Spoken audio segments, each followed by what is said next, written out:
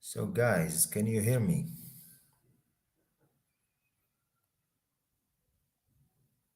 If yes, type it in the chat. All right.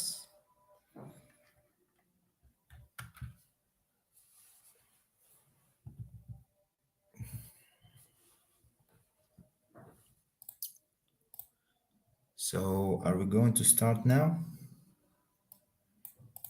Is everyone there? All right. I guess I'm going to start. All right then. So, hello, ladies and gentlemen. In the second episode of IEEE Talks 2024 version. First of all, I will introduce myself. My name is Ayub bin Saleh. I'm a computer science engineering student, and I'm going to be the animator for today's episode. So, last episode, it was the first episode actually, was about IEEE in research and PhD journeys. It was very interesting. I guess you've enjoyed it, and today's episode is going to be also more interesting because it is about innovations and trends in the IEEE field, sorry, and especially automotive and computer technologies. So, our guest for today's episode is Mr. SHARAN Kalwani. He is the chair of IEEE Southeastern Michigan Section, and more interesting stuff. I will let him introduce himself and talk more about his career so we can get to know him more. And I promise you guys, uh, this episode is going to be very interesting. Just keep up with us, bring your tea, coffee, or whatever you like, and I'll mute my mic so Mr. Sharon can feel free to talk and introduce himself.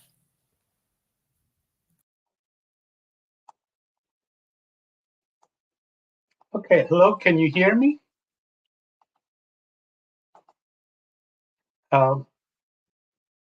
Yeah, so can you see my screen? I think you can hear me, right? Okay, so let me present. Let's start here, present a screen.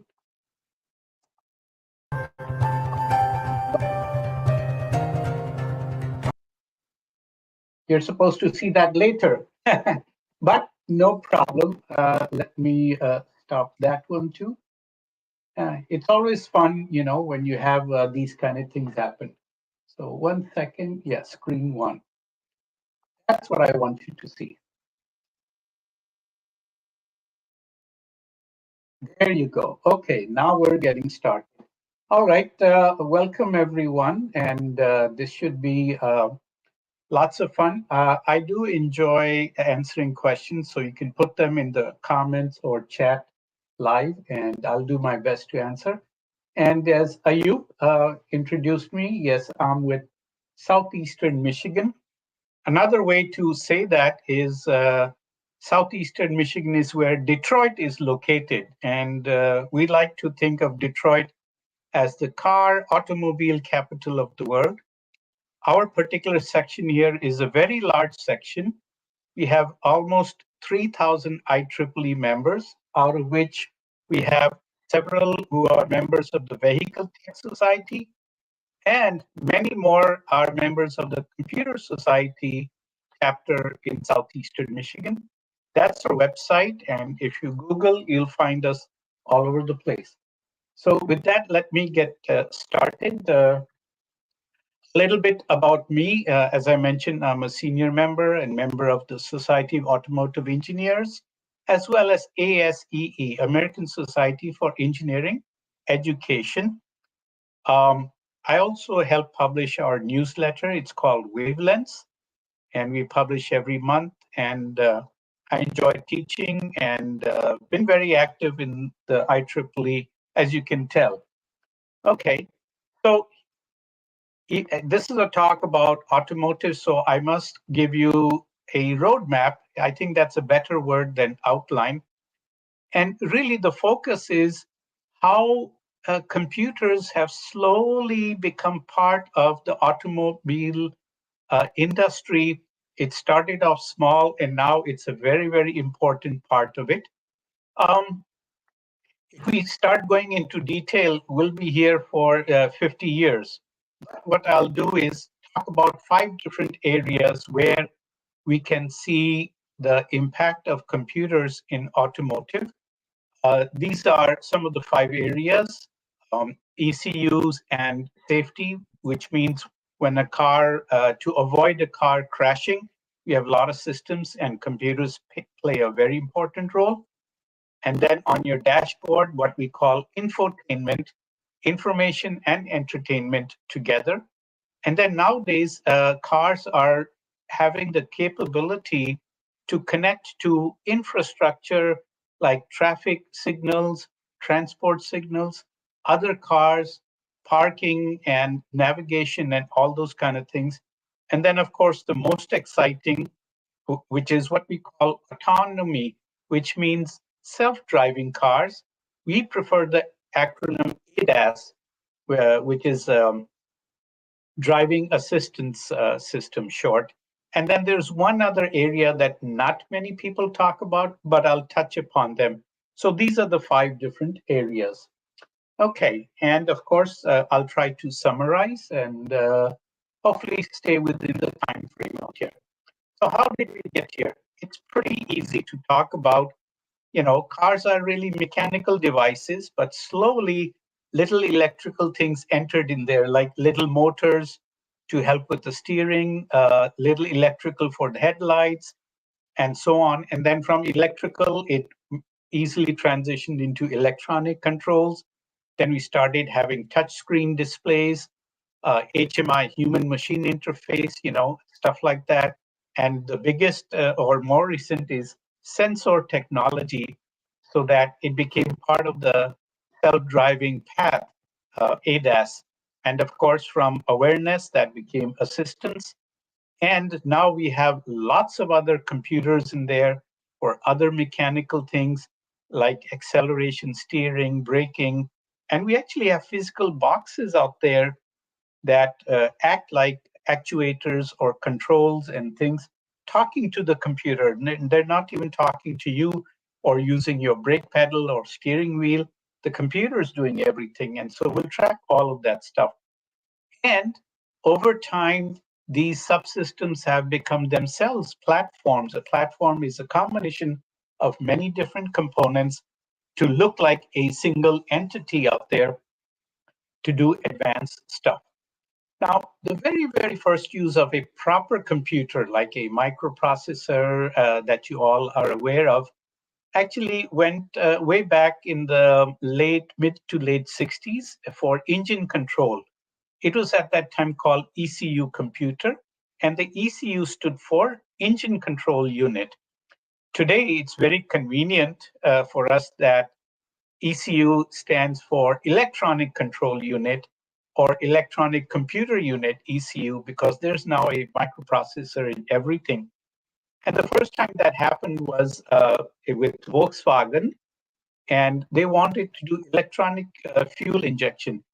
On the right-hand side, you can see that little electronic component inside a box that was put very close to the fuel line and the engine out there. And this was, I think, the model cars that were there. This is a full-page advertisement that appeared in a popular technology magazine at that time, because they reasoned depending upon the speed, we inject more fuel to the engine or less. And instead of using a mechanical control, wasting fuel, we can do more precise squirting, automated squirting of a fuel air mixture, and actually improve the efficiency of the engine and fuel economy. And they were the first ones to do it. So kudos to them. And that's at the start. Well, soon after they started doing, guess what? Everybody else started doing this thing. And it didn't stop right there. If you take a look at this, so 1 year later, Ford introduced a computer controlled anti skid so that if you apply the brakes, it won't go all over the road. 2 years later, General Motors introduced computer controlled transmission. So ECUs for all of these things, 78 Cadillac, and so on and so forth. And then around this time, well, in the late 80s, there was a project by the Defense Advanced Research Projects Agency for a self-driving car. And a lot of people entered that competition, mainly universities and a few major industries. But they did have some success on it, limited success, but it gave them the idea to add more stuff. And of course, in parallel, they were adding computers to many of the other systems inside the car. And in fact, today, if you look inside a car, you'll see a lot of wires. And collectively, many people call it the Computer Automotive Network, or CAN bus, CAN, CAN bus. And of course, many people produced uh, chips and microelectronics, and then they had to have standards for communication. In fact, it's now on several revisions of that standard. And then in the early 2000s, we actually had a small self-driving vehicle for doing shuttle between two fixed points, like an airport shuttle. And then 2015, we had a self-driving semi-autonomous truck. I'll have a picture of that a little later. But all of this was possible both by advances in computers. They became smaller, they became more powerful. And of course, that's what brings us to the present day. So lots of computer systems, lots of chips. Maybe you can try and guess to see how many of these are out there. Well, while you're scratching your head, here's a picture. And yes, that is true. All of these systems that I'm talking out here, night vision, engine control, airbag deployment, cruise control, automatic braking, power steering, you start counting all of these, it's an awful lot of sensors and computers in a modern day car. And each one of those is, a very advanced development field. You can probably find lots of options out there, and with more electric cars, we're getting into battery management as well.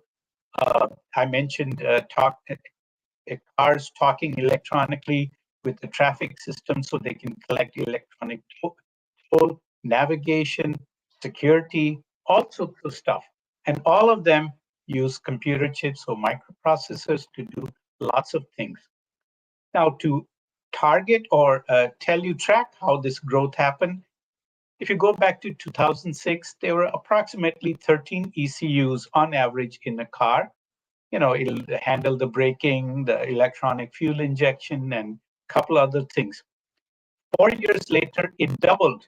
There were like 26 out there. And then 3 years later, it tripled. It became 65 ECUs. And in today's world, we expect it'll be easily anywhere 90 plus ECUs in a car, electronic computer units out there. And if you look at the Mercedes car, they have a particular model called the Maybach. People have counted, they have over 100 ECUs in there. And if you think about the number of computer chips and 100 ECUs, do the math, it's about like easily over 1,000 computer chips inside the modern day vehicle. Yeah. And if you want to look, I've actually included many uh, links or slides, URLs in the slide, so you can check them out later. Let me take the first area where we've seen a lot of growth in ECUs, and that's in crash safety and engine control units. So here's an engine out here. We've got spark plugs, and here's a microprocessor out here that talks to many sensors inside the engine. And we have dedicated chips for each one of the functions. And then there's connected to the our area network or CAN bus, and there it's sending network messages so that you can see what the progress is, talking to other ECUs. And all of this is consuming a lot of CPU power and software to do this in very high real-time systems. So that's one. And in the old days, they were very slow, so they only did limited function. Today, they do many more functions, and we've had to use multi-core microprocessors because, as you know, we don't increase the clock frequency of the processor anymore. It generates too much heat, and we have to rely on multi-core systems, for example, 4-core and 8-core. And here's a little explanation why multiple cores is better than increasing the clock frequency or power voltage up there.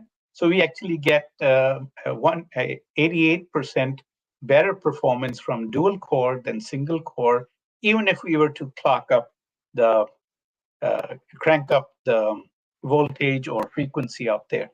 So more and more cores is coming down the pipe, which means when you have more CPUs available in there, you can try new features.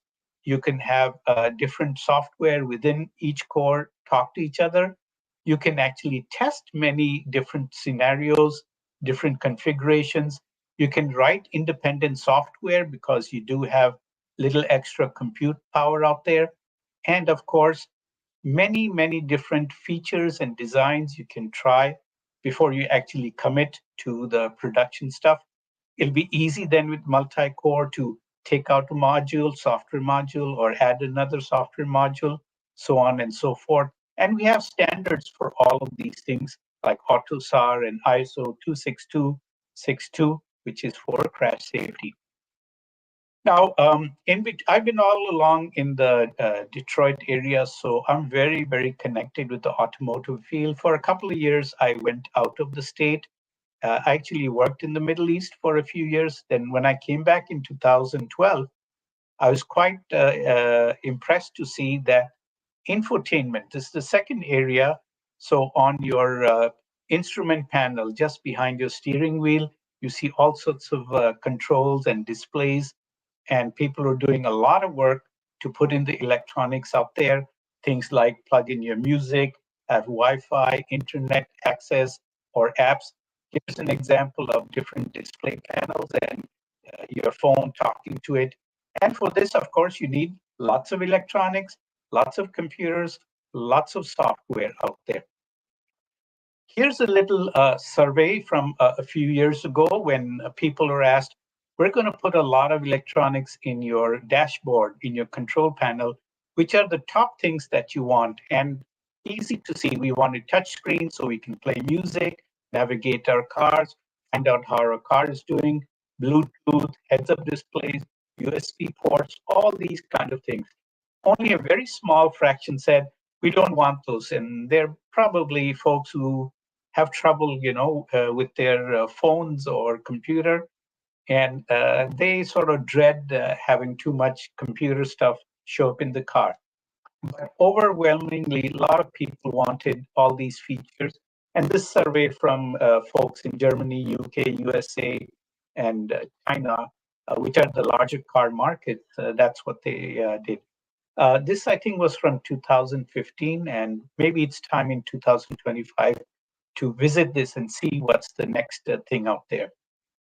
Again, if people ask you about this, in-vehicle information and entertainment, also known as IVI, there's an awful lot of computers and therefore awful lot of software. And that's actually a big reason for the value of the car, cost of the car also going up because of all the electronics and software. and it does all of these things: your audio, navigation, phone, controlling the comfort level inside your car, playing music, doing touch screen, and many other choices. In fact, some cars, you can talk to the instrument panel, it'll decode your voice and carry out your action. One particular car had a camera, so I could use my hands to gesture and it would do the command. So, awful lot of software and computer out there that it uses. IEEE Spectrum, I'm sure many of you can access it online, has talked about all of these in the past many years with very specific articles. All of this computing electronics involves sensors, GPS systems, haptics, which is using your touch and being sensitive to the touch. And the more pressure, less pressure, it can translate into actual input, natural language processing, Wi Fi, and then carrier, mobile phone, electronics, 3G, 4G, 5G, and whatever comes after anything, XG, stuff like that.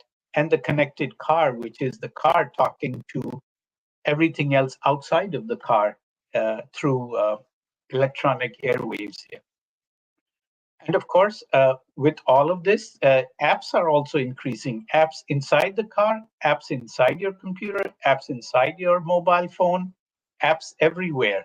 And of course, all of the software in the car means we have to have updates to that software. Nobody wants to plug in a wire and update the software. So one popular thing is called OTA, over the air update. So you drive in, it through the Wi-Fi network connects to your car and then uploads the software, and then you drive out of the dealership. Of course, that introduces lots of other issues as well. So, what do you do about older cars which don't have the electronics or features, and they're still driving, they're still on the road? So, lots of interesting things that are out there. This is the third area where now the car or vehicle has lots of stuff in it, and it has to talk to maybe the traffic system. It realizes there's a traffic jam ahead, or the light is not working, and so it informs you about it, or talking to other cars on the road.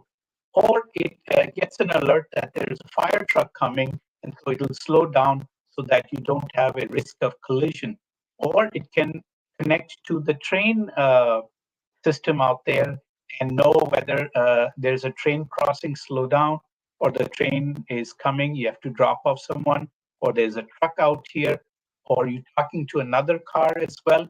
So car to car internet connectivity is also another growing field. I'm sure other countries have some similar initiatives. Here in the US Department of Transportation, they're helping to coordinate a lot of this because it involves public transport infrastructure. So for that, you have acronym V2X. X means everything: vehicle to vehicle to infrastructure, vehicle to smart city, vehicle to vehicle data, locations out there, tracking fuel economy, and even new stuff that we haven't even figured out yet. And a lot of the early stuff was electronic payment. You want to drive, you don't want to stop and pay some money to use the road electronically. It'll read your car information and charge your bank account or credit card data. So here's a little quick diagram, vehicle infrastructure like traffic signals. There's one called V2P, vehicle to pedestrian, that pedestrians have mobile phones, so it can sense that and warn you of it. Vehicle to vehicle, I talked about. Then vehicle to the network itself, the transportation network, whatever that might be, it can get updates out there. So that's a very active field that's going on. Now, in order to enable all of this, your vehicle needs to have lots of systems inside. There's GPS inside. Nowadays, we're having lots of cameras and different kind of cameras, and then connectivity to network, wireless networks out there. RFID chips inside, so it can be tracked. And of course, in the last 10 years, radar systems, radar, which used to be purely for military, then later aviation safety. Now there's little radar devices for the car as well, and not to forget Bluetooth and talking to the cloud as well. So all of these things, wireless connectivity require more electronics, more computers, and more software. And the example out there I have is taken from a minivan, which has a very powerful engine and therefore a couple of heavy duty batteries, because all this electronics and computer means what? Lots of electrical power is needed. Yeah. Now, the fourth area, self-driving cars. And if you go to some cities out here, maybe that's true in other parts of the world, you'll notice a funny looking thing on top of a car. This particular picture is from Pennsylvania, the state of Pennsylvania. And when I talked to the people out there, they said, yeah, we have people out here like Uber and many other car companies that have put sensors and instruments on top of their cars. And the local people, they call this the car with the chicken bucket, because Kentucky Fried Chicken, when you buy, they give you a little bucket and it looks very similar in size to it. So they all jokingly call it the chicken bucket car. But it's driving out there, and maybe there's only one person inside monitoring it. This is rotating at the top, and it's got a laser, and inside it's connected with many computer systems to learn about self-driving. Remember, I talked about the truck, semi-autonomous self-driving truck called Otto, and I think this is from one of the German companies out there, where they fitted. You can see on the top a lot of sensors and camera and radar stuff, so that trucks which are only allowed to go on specific roads, so that means their navigation is more simple and they have to drive within a speed limit. I believe transportation of goods by trucks will be probably the earliest adopter of full self-driving cars. We're still a few years away from it, but slowly and slowly, many of these things are happening. And here's the inside picture of this particular truck. And this is the steering. You can make out here the Mercedes-Benz logo on the steering wheel, and a person not in the driver's seat, but on the side with a little tablet who's monitoring all the systems. This is during the early days of testing this particular system. And that's part of ADAS, driver assistance system, or self-driving cars. Now, I get asked this question, is the car self-driving or not? There's no clear answer to it. What the Society of Automotive Engineers has done is define levels of self-driving car, and there are about 6 levels: level 0 till level 5. Level 0 means there is no electronics in it. The driver, he's controlling everything, um, and nothing is self-driving. So it's a pure human person out here. Level 1 is some electronics to assist them, for example, cruise control or collision detection. That's like assisted computers to help them with the driving. But of course, everything is done by the main driver. He's only being helped by it. Then you have level 2, which is partial automation. And the driver has to still keep track of what's going on and take final decisions, but it will help both going forward and sideways. So that's longitudinal and lateral driving, and in very, very specific, what we call defined use cases. It won't engage in any other way, but still the driver is in charge. And I've drawn a vertical dotted red line here because some people claim to have level 3, but it's actually level 2 with some feature enhancements. Some who say it's level 3, it's not really level 3, and there are some level 2 which look like pieces of level 3. That's why there's a sort of dead red dotted line here. In this particular case, sometimes in level 3, the driver does not have to monitor when they engage a level 3 driving system. However, they can override it anytime. And there's, of course, a lot more electronics and a lot more things out there. So we're currently here today between level 2 and level 3 when it comes to this part of computers inside automobiles. Some people like to say that you can imagine that there's an electronic chauffeur who's driving part of the car, but you can always override. Level 4 is a high degree of automation, and only for certain cases will the car do self-driving. Not all cases, maybe 3 or 4 of them it'll actually do, and you're not involved.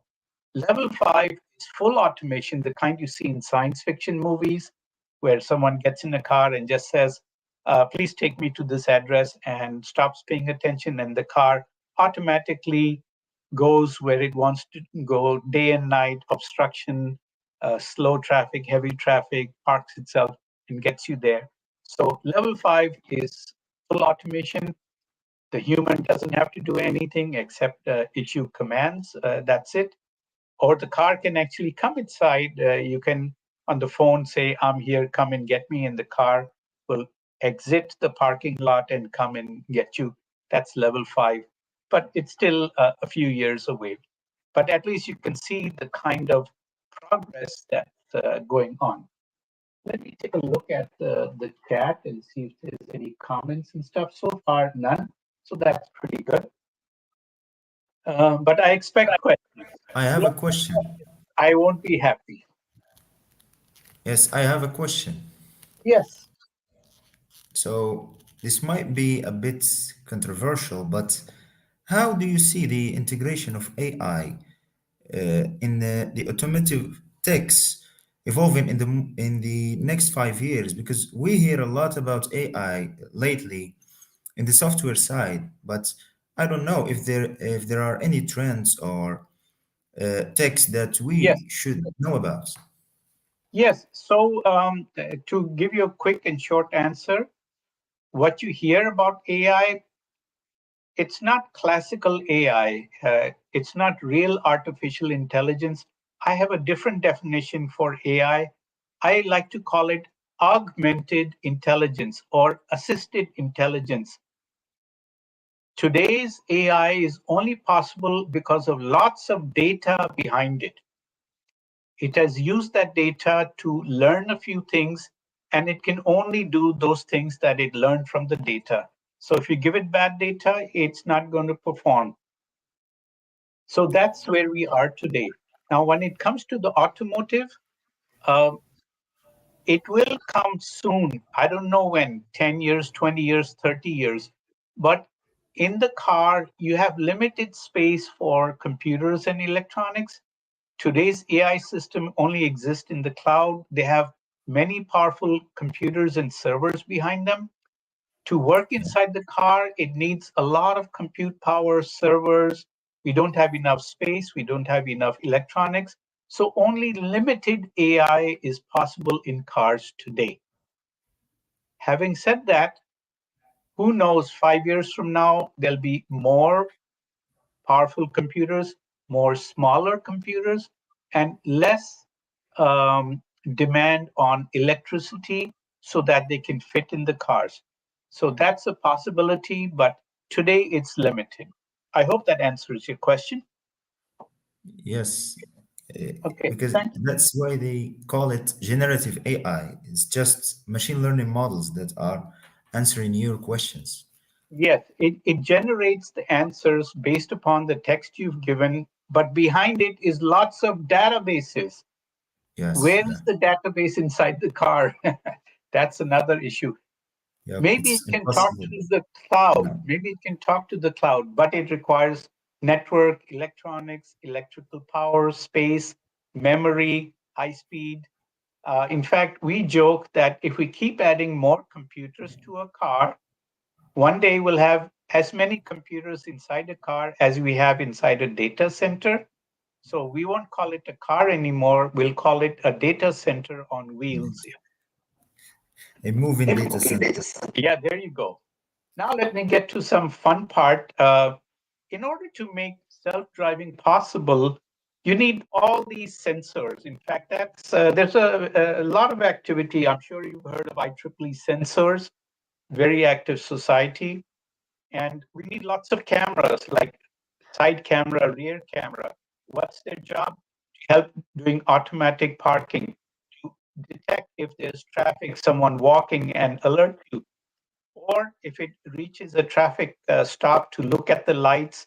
And this is slowly replacing mirrors. I don't want it to do that yet, but if the camera's there, why do you need a side view or rear mirror? So depending upon where it's mounted, these yellow show this is the range of the camera. How far can it see clearly? How wide can it see? But all of these cameras have to then be combined by a central computer or central set of computers, lots of them, in order to make sense of what it's seeing. So a lot of vision processing, a lot of compute power. Then you'll have cameras in the front, called forward camera or single mono or stereo, whose job is to do cruise control, automatic emergency braking, or if it detects the vehicle is stopped and suddenly accelerating, apply the brakes yourself, or make sure you stay in the lane, you don't drift here and there. And these cameras also have to read traffic lights, red, yellow, green, or stop signs, or no parking, or whatever traffic sign recognition can be integrated with the computer and then give you that information, or actually actuate systems that will turn on the brakes or steering wheel. And then you'll have cameras back and forth inside as well, infrared, and many other cameras and sensors, which are using different wavelengths and frequencies.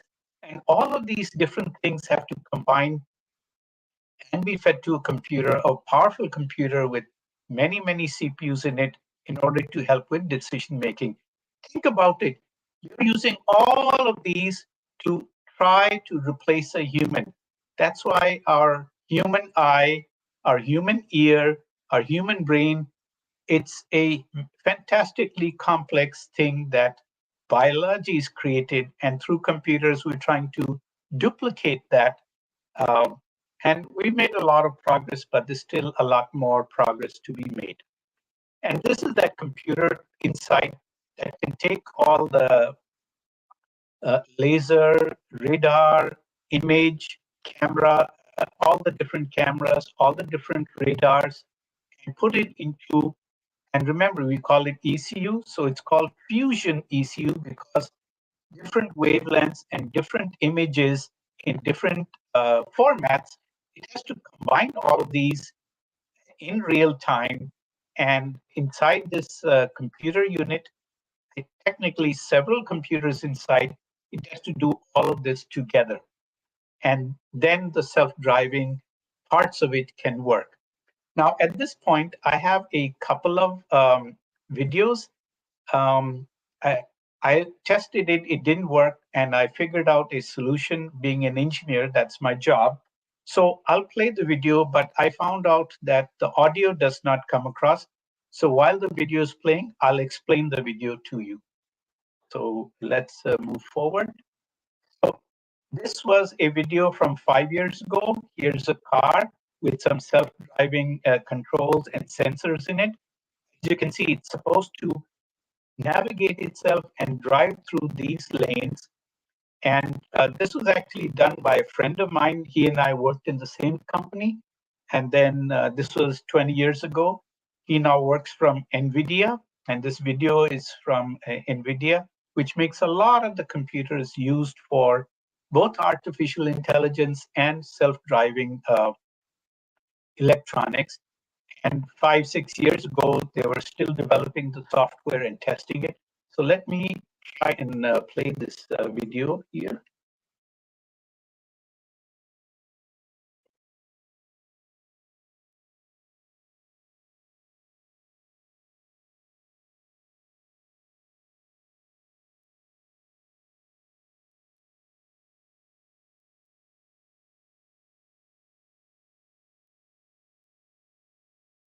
His hands outside.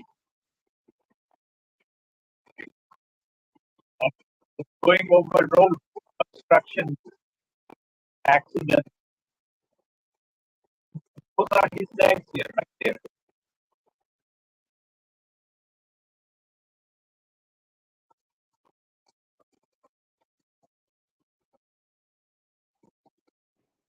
So that was my friend Bill Wienheis. Like I said, he works on this and they've made a lot of advances. That particular car is a Ford car that they bought like 5, 6 years ago, put in the systems to test. And those were his hands you saw outside the sunroof trying to say, look, it's driving itself. I'm not touching anything. Now I have a second video that I will show you. And imagine if you are a computer and you're inside a car, what would you see as a computer? Of course, we made it simple, but this is how it detects things in real time and in different conditions. So let me play that video. So there you can see that it's driving in downtown, and these green rectangles or yellow rectangles are actual objects that it has to track in real time. Or another way where it does computer vision processing, it can detect lanes, other cars, all of this in real time while driving. By the way, this is actual video from the San Francisco Silicon Valley area. And here it is, and here it's using the radar, there's little circles up there, and it uses that to detect, oh, someone's crossing the road, I should stop. Then it's getting ready to cross, more people come, so it stops again. And then it proceeds. And under different conditions, daylight, sunlight, snow, wind, rain, it has to work under a lot of very hard environments up there. What if it cannot see the road properly? What if there are other issues? So all the software and the AI software inside of this needs a lot of computing power in order to accomplish this. In order to give you a little idea of those computers, here's an example of that NVIDIA unit. So this is the actual unit. You can see these blue plugs out here. That's where wires go to different sensors. Here are two big CPUs mounted with GPUs as well. Each GPU has something like 500 cores or something like that. On the right-hand side is the software out there. Let's see if I can make this a little bigger. So what does this software have to do? So here's the OS, here's the software development toolkit, and then the actual driving software algorithms. It has to do three things: perception, detect what's on the road, then localization, find out where you are on the road, and then use that to compute how much should I turn the wheel, how much should I speed up, slow down. So send the next step, the next microsecond steps that it has to do the computer to actually do this job. That's what it has to do in order to work, and it needs an awful lot of computer power to do that. And a lot of people ask me what kind of software it is. Well, underneath, it's actually using Linux software, but this is a special Linux that they've taken out a lot of the useless stuff and only kept the basic stuff. And this is all the software and microprocessors on top of it. Here you can see Tensor, real-time, VisionWorks, camera pipeline, graphics pipeline. There's a file system inside of it. And then the network out here to talk to the safety systems for braking, acceleration, and then applications on top of it. So all of this is an example of the software stack in order to implement one example of self-driving. There are 3 or 4 other companies who have similar things using different computers, different chips, but all designed to add more capability to self-driving. What I showed you earlier, there's a newer version, and I'm sure there's another newer version. You can see the modern version, still the same plugs. Out here, the blue plugs for interfacing of different cameras and stuff like that. So those are the things. This particular one is for diagnostics. And you can see a gigantic heat sink out here and a fan out here because it draws a lot of electrical power and needs a lot of cooling as well. It needs all of that because it has to do a lot of CPU and IO as well. We're talking at hundreds of gigabits a second speed in order to do real-time stuff. Now, you might think, oh, let's write some software and get it done. It's not that simple. It's extraordinarily large and extraordinarily complex. Just to give you an example, there's an aircraft called F-22. The computers inside of that, they need about 1.7 million lines of code. The other aircraft, F-35, it has 5.7 million lines of code. I'm sure you've heard of Boeing Company. You know, they make a lot of aircraft. One of the newer aircraft is the 787 that needs 6.5 million lines of code to support all the electronics. Avionics is aviation electronics, and all the onboard systems that are electronic in nature or use computers. So many millions lines of code. And they think it's pretty complex. When it comes to a car, well, a high-end luxury car like the Mercedes Maybach, it needs 100 million lines of code because it has over 100 computers inside of it, and each computer itself has several, 20, 30 chips, each of them needing software. So when you add it all up, it's huge. It's a huge amount. So anywhere like 100 microprocessor-based ECUs, and they're talking on a network to each other. So those devices also need software. And sometimes people joke that automobile industry is beginning to look like a computer industry, and it's maybe kind of close.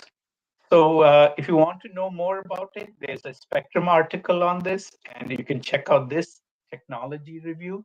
And it's got many practical examples. The point is, we need a lot of software. The more you do, computers inside cars, more software you'll need.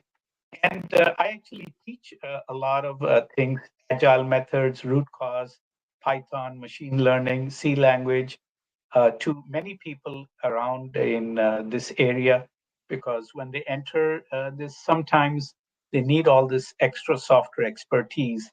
It's more important to know your electronics, know your mechanical, then learn computers so that you can apply it. If you learn computers first, it's not easy to get into the automotive. You must know how the mechanical or electrical parts work. So that's what we call domain knowledge here. And the cost of electronics is rising. So this is a little example. And of course, some people have tracked this. So in 1950, if you bought a car, whatever you paid for it, only 1% went to the computer in it. 1990, 15%, because we had more ECUs and more software. Now, if you go into 2020, whatever you pay for a car, 35% of that payment of the car is going towards all the electronics, computers, and software inside the car. And we think that by 2030, it'll be 50% the value of a car. And it might be different for different countries, different car models. So this is a sort of, global average, if you will. So some places little more, some places little less, but you get the idea. And just to tell you who are the biggest suppliers of computers and computer chips in the electronics industry, it's not necessarily your Intel or AMD or other, big names. It's all of these people, folks like Renaissance, Infineon, STM, Freescale, because what you really need are 8, 16, 32-bit microprocessors. And they make all of these, Texas Instruments, and many of the, and there's NVIDIA out there, and maybe in the few years, it'll climb a little bit higher, but many of these might be familiar names. Some manufacturers make their own chips. I know some German manufacturers have actually bought electronics companies, made it a division so they can make microprocessors for their own use. And that's happened. I think I might have a picture of that later. And let's not forget electric cars. 25 years ago, they weren't there. Now it's getting very, very popular. And let's take an example of Tesla. It was actually a computer company that's now trying to become a car company. And but we have to remember, if all the cars suddenly became electric tomorrow, do we have enough electricity for them? So every time, let's say 15 million cars are added, we need at least 1,000 megawatts of electric power plants to generate electricity and supply it. So you have to be a little careful about that. They both have to grow at the same time because we need more electricity. And the other thing, the last area, is that if we have all this computer, what do? They generate a lot of data. If you look at just the high def camera out there, even at 30 frames per second, 800 by 600 pixels, this will generate an awful lot of data. Other cameras, webcams, or laser systems generate images. When you add all of this up, it's an awful lot of data. I got this slide from Intel. If you count all the maybe 32 cameras and many other electronic systems, and let's say you captured every piece of information, that's 4,000 gigabytes per day. It's not there yet, but it could climb there. So radar will generate 100 kbytes a second, cameras 20 megabytes per second, GPS 50 kbytes, laser 10 to 70 megabytes. So that's an awful lot of data. So if you're in the computer field, there'll be lots of work, assuming all of this comes to pass here. And the last thing, cybersecurity. The more computers, the more the security problems. And that's also another field that's going to be very active and busy. If you want to read more about it, the SAE publishes a self-driving car magazine, like it's called Autonomous Vehicle, and you can find it online or join SAE and get access to it. And here in Detroit, the local IEEE computer chapter, they do a workshop to teach people embedded system skills because that's what goes inside an ECU. So we have that every year in October. And I finally like to end my talk, not always on a serious note, but a little bit of humor so that you understand, we're all human beings and we enjoy life. It's good to be serious and have a different perspective. So I won't read the cartoons, but I'll let you look for it by yourself. And maybe in 20 years from now, if your car has a problem, you take it to a mechanic. You know what's the first thing he's going to tell you? Have you tried turning it on or off? That's the advice you get today. If your laptop's not working, they'll ask you, oh, reboot the laptop. Okay, problem gone, solved. So who knows, it might happen in the future for cars also. And instead of the traffic light telling the car, you can now cross, it's red light, don't cross, the car will tell you, you can cross the road, I won't run you down. What if there's an accident? Well, we can say it's not the driver's fault, it's the car's fault because the car was doing texting, I wasn't. And here in the US, in many places, at the back of many trucks, there is a number you can call to report if that driver of the truck is not driving correctly or safely. Instead, now the computer will say, how's my computer programming working? Tell me if it's good or aggressive, and you can call the number. And of course, if it's self-driving, you can, work on your mobile phone and not pay attention outside, but you should, because who knows, the self-driving car might actually cause problems here. And finally, I'd like to end. That's my email address. If you'd like to get in touch, or I live on LinkedIn as well, and that's my LinkedIn page. Okay, that's it for now. So, sir, it was a very interesting talk. You've probably walked us through every single detail that was coming up to my mind. So, I have some more questions, and we'll go take a look at the chat questions after. So, my first question is, uh, you mentioned in the funny part of your presentation that when two car crashes, it's the car's fault. So, what are the ethical considerations that companies take into consideration? Very good question. And everyone is struggling with ethical issues. Everyone. We have now many committees whose job is to look at not just ethical issues, legal issues, insurance issues, on all of those. And there is no simple, clear answer on that. So they're struggling with it. It is well known from many 50, 60, 80, 100 years ago that when we started having the Industrial Revolution, we recognized that industry or technology is progressing faster than humans. And we will be faced with technology choices for which we have no ethical or moral or legal answers.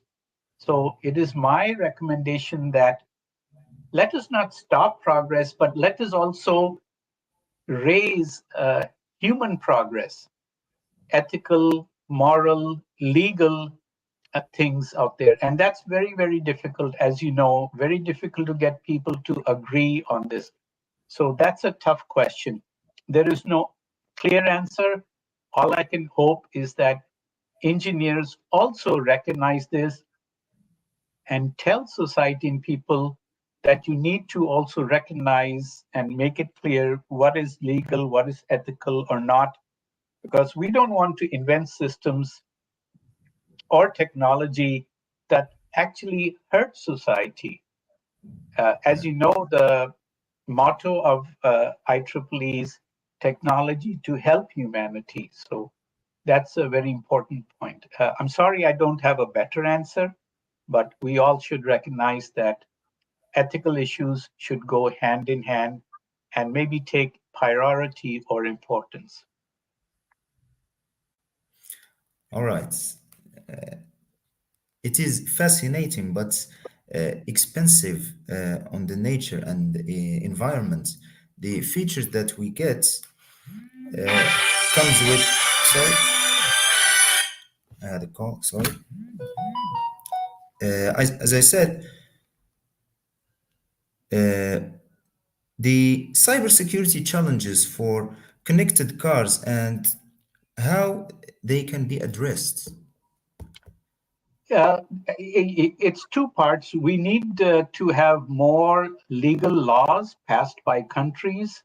They cannot, sit back and let the technology appear and be present in cars and then lead to more issues. They need to put in laws in place protecting privacy, protecting the software and the cars from cybersecurity issues. That's number one. So we need more legal protections. If you have more legal protections and laws, then your cybersecurity engineers and software developers will add more cybersecurity features to the cars, to the software. And the third thing is we have to raise the awareness of everyone um, about this. You cannot just go and use the wireless to hack into a car and say, there's no law saying you cannot do that. And in some countries, that is a legal valid argument. If there is no law preventing it, then if someone does it, then there's no justice. So we need to have the laws in place before we allow this to grow out of control. And I think there should be more cybersecurity engineers and software engineers or computer science students should consider cybersecurity software, as well as um, as well as society should encourage our parliament or politicians to seriously come up with laws to address cybersecurity, because computers in our life are here to stay, whether it's a car, whether it's your laptop, Yeah. whether it's your airport, whether it's your medical device, and all of these need to be addressed. Yeah. Yeah. Also, the environment side. How is the industry addressing concerns about the automotive impact and electric of batteries wastes? Well, that is being looked at right now by many, many people. They're looking at how to do recycling better. That's one aspect. They're also looking at the environment aspect. Many technologies are being developed. At least I've heard of newer batteries out there that don't use expensive materials like lithium. They can use silicon and carbon, which are abundantly available and make maybe lower cost and very less environment impact. So there are many efforts going on, and I think more opportunity for industry and even new people in industry to help address this problem. Yeah, I guess that was it for my questions. I've personally learned a lot about ECUs, integrated circuits, the history of automotive computer control systems. It was very interesting, and I want to thank I you, sir, see a for this question. presentation. Yeah, I see a question in the comments. The chat, yeah. Let me say, Burak Kode, I think he has a question or she has a question. With the growing reliance on wireless, how can security, privacy, reliability be addressed for safe implementation? I think I answered this indirectly in an earlier question. We need to have more society legal laws to address that. It cannot be the the job of industry to provide all of this. They need guidance, they need direction, and they need clear signals and clear laws so that they can provide that. So that is my answer to that. It has to come from society. Yeah, there was a second question in the Yeah, chat. yeah. Go ahead and read it. Oh, yeah. Are Yeah, there any downsides for using a lot of ECUs in a car, even if it offers a lot of the only downside I can think of is that it increases the complexity. And with increased complexity, it means it might be harder to fix any issues. It can be harder to place blame on it. And it can be more expensive to repair or address these. It's a simple law of mathematics. The more variables you have, more things can go wrong. So that's the downside of it. Um, does that mean we should stop putting more ECUs? No, it doesn't mean that. But what we have to do is do this in a more intelligent and reasonable manner. Do not add ECUs just because you can. Add ECUs where it makes sense and it does not increase too much the complexity so that it is useful and acceptable. yeah. I guess that was a sufficient answer for your question. There is a lot of question that's just popped on in the chats based on your experience. Okay. Let me read that. What needs more work to improve in this field? What is the best practice for engineering students interested in a career? Yeah, so based on my experience, what work do we need? I think we need more, more, I'm trying to search for the right word, more exposure or more knowledge of the engineering student beyond their field. You cannot just be a computer science student and then work in the automotive field without learning a little bit about the automotive. Similarly, if you're an automotive engineer who knows mechanical systems, gasoline, transmission, throttle, spark plugs, but you need to help implement a computer ECU, then you need to learn how computers work. In other words, I think we need to be well versed in many knowledge areas in order to work. The second aspect is sometimes it's not possible for a single student or single person to have knowledge of many different areas. What does that mean? It means then you'll have to have good knowledge in one specific area, let's say software engineering. And in order to help in the automotive field where more computers are going, we'll have to have teams of people, 20, 30 people inside a team. Each person has expertise in one area, and the different areas all together will make one team. What does that mean? In order for this team to work together, all the engineers or engineering students in that team, they need to learn how to work with other people and utilize their expertise or contribute your own expertise to the whole team. In other words, you need to pick up skills so you can collaborate together, be respectful, be helpful, and instead of trying to go for individual success, think of group success. If any person in the group succeeds, then the whole group succeeds, and success should be shared.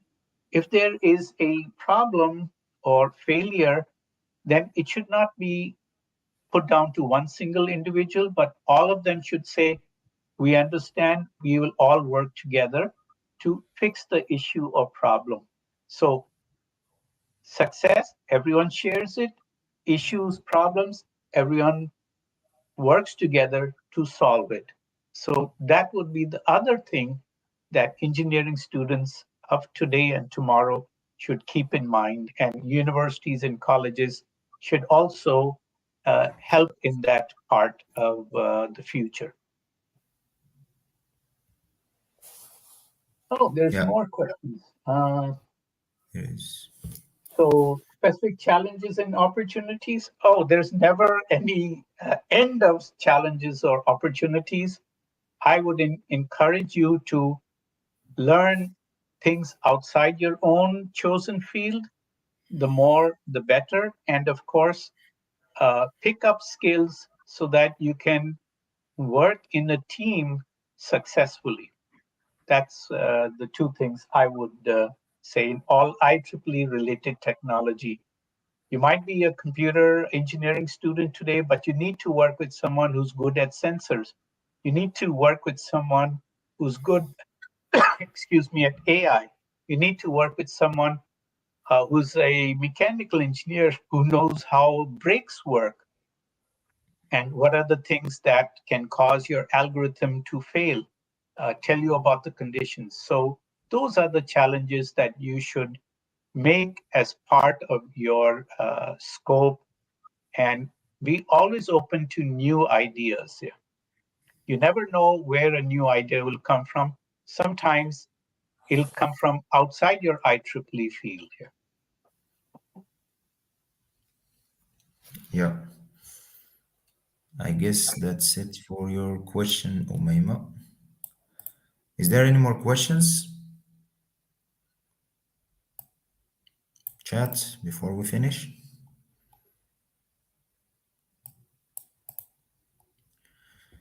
I guess they don't have any. I have a question. How many people are in the audience there? I don't know because I'm not the monitor of the Okay. stream I thought live. you're the animator, so you might have an idea. But let me know total how many people were there. That would be of interest to me. All right.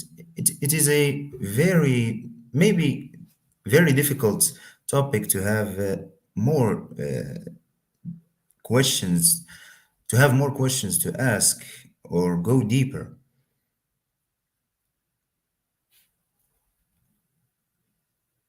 I think what you're trying to say is that we don't have enough time, but there's a lot of topics and very deep and very wide. So, yeah, we don't have enough time, but there are lots of topics here. Yeah. Okay, sounds good. I guess that's it for today's episode, guys. If you don't have any questions, yeah, I guess there are no more questions.